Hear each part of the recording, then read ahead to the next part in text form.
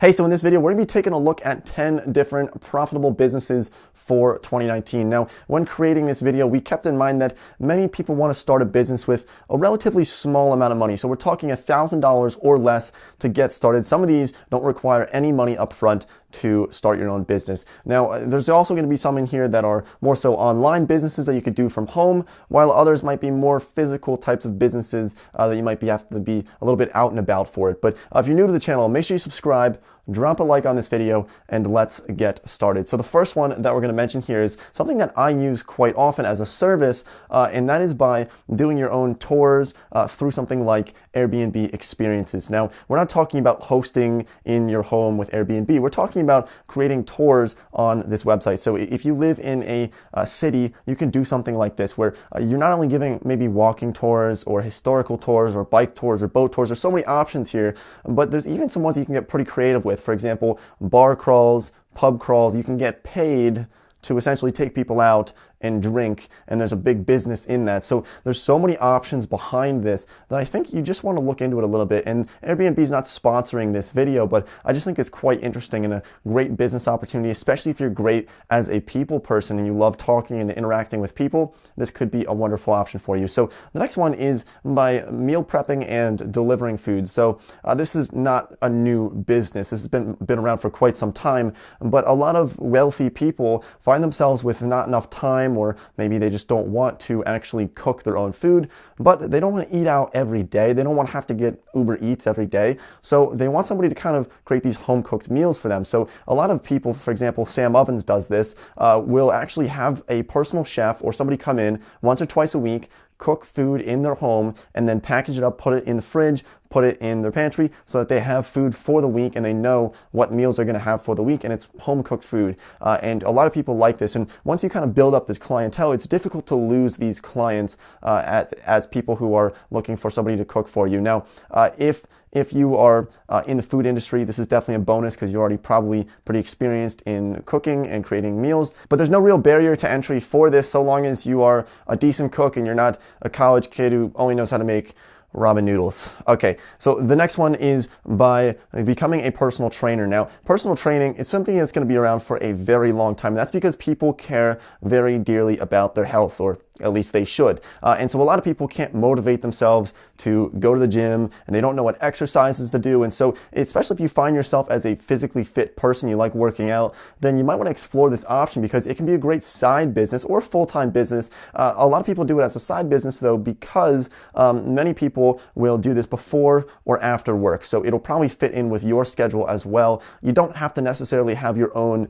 gym in order to become a personal trainer. It's very smart to get certified as a personal trainer, but like I said, the overhead cost for it can be very low to get started in something like this. And I think it's something that really it's an experience that is very rewarding, helping somebody go from maybe not very fit to maybe the most healthy they've ever been in their life. It's definitely a great experience and uplifting for most people. So the next one is something that I was talking to Eric Sue back in October, and we were discussing some different business ideas, and I asked him what he would advise people to start a business. What would be the number one business that he would advise? And he said consulting and service-based businesses. And there's a reason for this, and it's because when you are doing something like consulting, and we could think about graphic design or web development, web design, you could think about a lot of marketing services, but you're essentially providing services to people. So you don't have inventory, you don't have a lot of overhead costs, and so your total money coming in is mostly profit. It's usually about 90% profit. Sometimes you don't even have to have your own office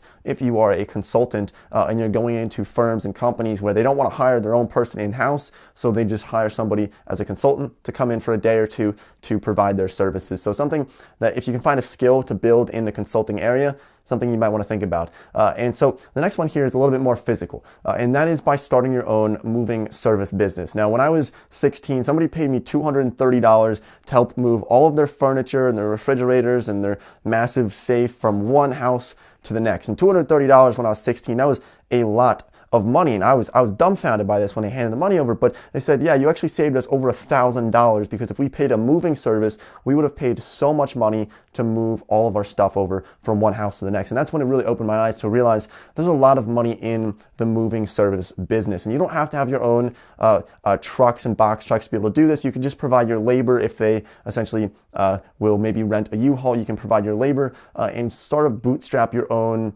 moving service. And there is a decent amount of money in this. Obviously, it's very laborious and it's not something you can do for a long period of time without kind of outsourcing some work and hiring some other people to do some heavy lifting after some time. So there are some more on this list here. And this next one is by starting your own Etsy store. Now you could also think about maybe starting your own eBay store, but Etsy is a little bit more artistic for people, and a lot of people will sell vintage clothing on there. They will create jewelry, create different products that they can then sell. And what's great about this is that there's really a search engine within Etsy. So when people search certain products, you don't have to do the marketing behind it because it's already in that database. So it's not like you're creating your own product and then trying to start your own website and build that website up so you can get SEO and kind of get found on Google, or trying to promote it on Instagram, sell it directly through Etsy, and it's kind of already taken care of a good portion of that marketing. And that's what I like about something like that.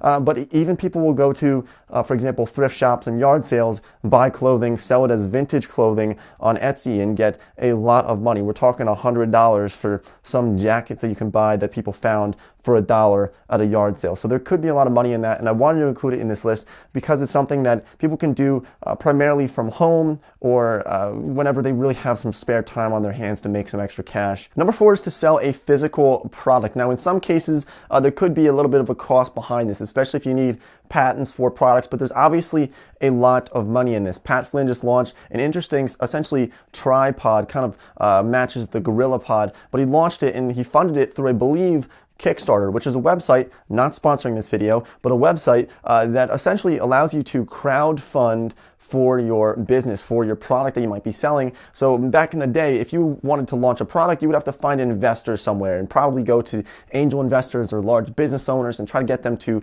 invest into your company. Well, today you can do something known as crowdfunding, which essentially means that thousands or hundreds of people can pitch in money, maybe $20 or $50 or $100 into your business for your physical product idea, and then you can sell that and essentially raise capital that way so that you can start creating this product, building prototypes, and selling it. And so I think it's just a quite interesting idea. If you're trying to create one, look, you want to find a way to fix a problem, solve a problem, or find a way to make something more efficient in our everyday life. That's really a move that people are going for, is just find something and make it more efficient. It sounds easy, but it's very difficult, trust me. So inventing something, very difficult, but could bring up a lot of money. So the next one is starting your own event planning service. Now, there's really 2 routes that you can go here. You can go with something more so on the corporate side of things, like for example, you're hosting corporate events, you're planning these different meetings and conferences, or you could go the social, personal route where people are